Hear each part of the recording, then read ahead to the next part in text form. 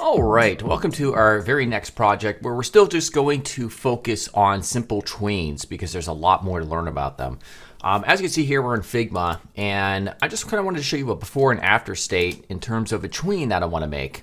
So by default, it'll start off looking like this circle where it says Lux or something like that, and then you hover over it, and then it will transform this, what looks to be a circle. It's actually not a circle, it's a rectangle with the border radius all the way up. See?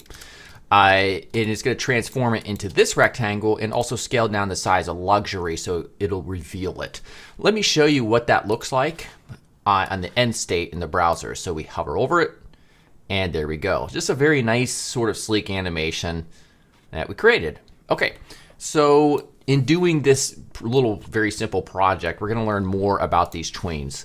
So I'm going to go ahead back here to my project, and as you can see, the markup is super simple. We just have a div class of container with which is going to be the rectangle that looks like a circle and then transforms, and then we have luxury inside of it in a paragraph tag. We're also including GSAP through a CDN, and we've also created a reference or a variable to container with query selector container. Very simple so far. Let's check out the CSS, which is also very simple. This right here, we can go ahead and just kind of ignore that for now. But yeah, nothing special is happening in the body. We have our container, which again is the border radius 50%, background is orange rather, not purple. Yeah, very simple stuff here. And then we have our paragraph. So we want to make sure that we are watching this and so that we could see what's happening in the browser. So here is ours. And obviously there's no interactivity right now because when we hover over it, nothing happens. We haven't written any type of JavaScript. Okay, so one of the very first things I wanted to talk about here is something called FOUC, which is an acronym for flashing of unstyled content. And really, it's a issue that occurs depending on whether or not you're using from or you're using to. And I'm just going to demonstrate exactly what I'm talking about so that you can understand what I'm talking about. And then that way you'll understand when does it make sense to use from and when does it make sense to use to. Okay, so let's say for instance, we decided to style the end result by default in the CSS. So the end result, this is the starting. This is not the end result when you hover over it. If we go back to Figma, this right here is the end result. So if we style our initial CSS to, end up looking like this when the browser loads, and then we could just use from, the from method in GreenSock Animation Platform for the hover, then it will go from that value that we specify in the JavaScript to this value right here, which is the default value. And you're going to see what happens, and it's called flashing of unstyled content. Okay, so let's go ahead and get started with that. So what I'm doing here is I'm going to uncomment these lines right here because I'm just overriding a few key properties that we're going to be animating. The only properties that we need to animate in order to get everything to work is just the border radius right here, the width, and the height. So this overwrite right here is basically taking it from the initial state to the end state. So for instance, if I just hit save, we have this.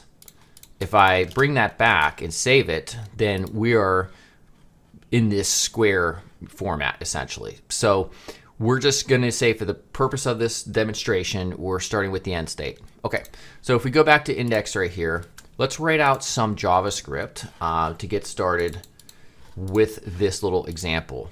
So what I'm going to type here is going to be GSAP, and we're going to use the from method. All right, so we're going to choose container, and inside here, we're going to have a border radius of 2%, because remember, oops, we have to put that in quotes. Because remember, if we go back to our SAS file here, okay, so border radius 2%, that's the end result. What we want is the initial starting point, which is 50%. That was a brain fart on my behalf. And we're also want to have a width here of 16 viewport width and a height of 16 viewport width. All right, so if I hit save, on page load, it's going to start like that by default. But we don't want that to play initially. We want to use a new property that you haven't used yet. It's called paused. We're going to set paused to true. All right, so when we do that and I hit refresh, you can see every so often a flashing of unstyled content. And it's there for a split second. I'm hoping that based on the frame rate, you can see this. I'm just continually hitting refresh. And every so often, you'll see the original square. And that's because we're using the from method and we're styling it. We're waiting for the JavaScript to load and we're styling it back to this circle right here. So in this context, it makes sense not to use from. We want to use to. And so in our CSS, we want to adjust this. I'm going to remove this so that this is our starting CSS, the starting point, the circle. Because that's where the animation starts. That's where it makes sense to have the browser load at that point. I just wanted to hit that home as much as possible so that you understand when to use from and to. In this context, it makes sense to use it makes sense to start off with the initial start point in your CSS and then use to get to the end point. I hope that makes sense. And if not, it will as we progress throughout this course with all of the many examples that we're going to have. Okay, so we're just going to change this to 2, and then we have to revert this back to 2% because we're going to the square now. I think 20 viewport width and then 28 viewport width as well. And now if we go back, we're going to refresh this and you're going to see there's no flashing of unstyled content. No matter how many times I hit refresh, it is good to go. Okay, so right now we used pause true, which means this will not run.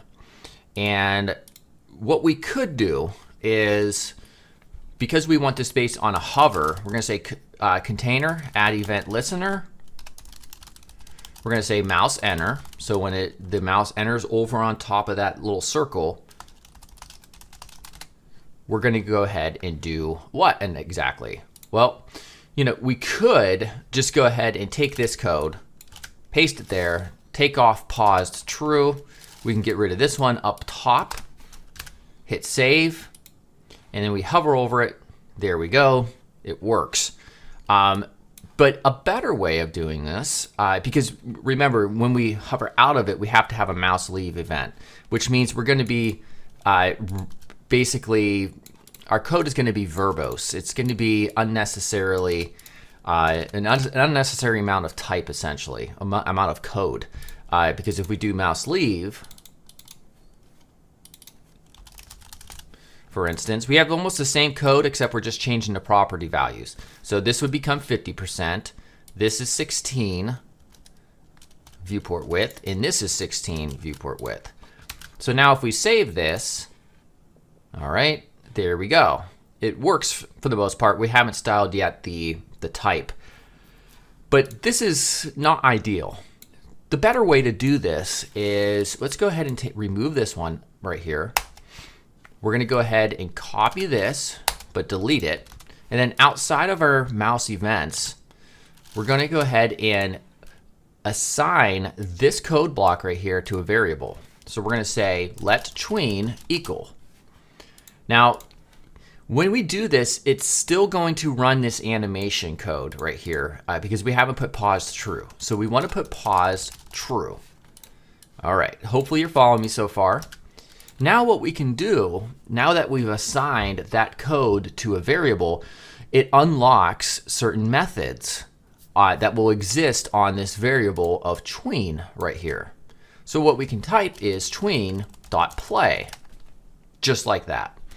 All right, so then we could say tween.reverse. on the mouse sleeve. Now notice how much more simplistic this code is and less verbose it is compared to simply taking this, copying and pasting it in each of the mouse events. So now if we save that and we hover in and out, there we go. Perfect and works awesome. All right, so let's go ahead and get the type scaling down as well. So to do that, we'll just create another tween. Now, in the future, we'll use a timeline for this, but we haven't yet got to that. There's still some more things I want to cover. So I'm going to say let tween2 equals GSAP2, the paragraph. And we're going to say font size. And I'm just going to use a clamp property here. And then we're also going to say x0. So on the horizontal axis, we're setting it to 0 because right now we have transform translate x 30% in the CSS. We're also going to a smaller font size. And then finally, we can also put paused true here. Then down here, we could simply say tween2.play and tween2.reverse. This, by the way, like I mentioned before, is not the ideal way to deal with a kind of like a sequence animation.